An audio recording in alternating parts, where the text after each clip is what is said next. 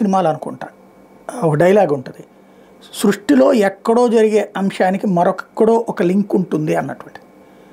ఎక్కడో జరిగిన కుంభమేళాకి మన రాష్ట్రంలో లింక్ ఉంది, ఎందుకంటే ప్రపంచవ్యాప్తంగా ఉన్న హిందువులందరూ కూడా స్నానాలు ఆచరించడం ఇది ఒక ఆస్పెక్ట్. బట్ రెండవ కోణం ఉంది.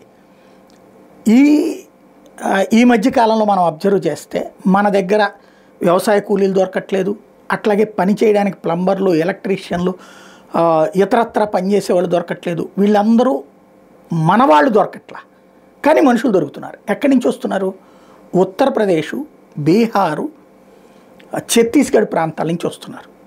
గత కొన్ని రోజులుగా మనం అబ్జర్వ్ చేస్తే ఈ 2 నెలల్లో మనుషులు దొరక్క భవన నిర్మాణాలు ఆగిపోయినాయి, మనుషులు దొరక్క కొన్ని పనులు ఆగిపోయినాయి. ఈ బార్బర్ షాపుల్లో మనుషులు వీళ్ళు కూడా ఆగిపోయారు.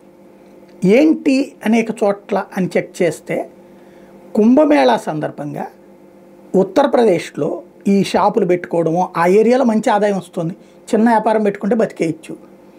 ఇది అక్కడ భాష తెలిసినటువంటి వాళ్ళు ఇక్కడ ఉంటున్న తమ బిడ్డల్ని అక్కడ పిలిపించుకున్నారు. తమ బిడ్డలో, తమ మేనల్లుళ్ళో, తమ బంధువులు అందరినీ. ఎందుకంటే నమ్మిన వాళ్ళని పెట్టుకుంటారు వ్యాపారస్తులు. ఆ విధంగా అనేక మంది వెళ్ళారు. కొంతమంది స్నానం చేయడానికి వెళ్ళొచ్చిన వాళ్ళు కూడా ఉన్నారు, బట్ ఎక్కువ మంది ఇట్లాంటి వాళ్ళే వెళ్ళారు. ఆ విధంగా దేశవ్యాప్తంగా ఉత్తరప్రదేశ్ నుండి ప్రతి ఏడాది 1.5 కోటి మంది యువతరం ఇతర ప్రాంతాలకు వెళ్ళి ఉద్యోగాలు, ఉపాధి పొందుతున్నారు. వాళ్ళల్లో దాదాపుగా 70-80 లక్షల మంది ఈ సందర్భంగా వచ్చారట.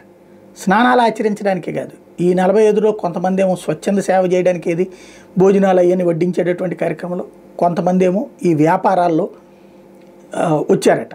ఇప్పుడు వాళ్ళందరూ మళ్ళీ తిరిగి ఆయా ప్రాంతాలకు వెళ్తారా, అక్కడ బాగా సంపాదించుకుంటే అక్కడే సెటిల్ ఏదైనా వేరే వ్యాపారాలు పెట్టుకుంటారో చూడాలి.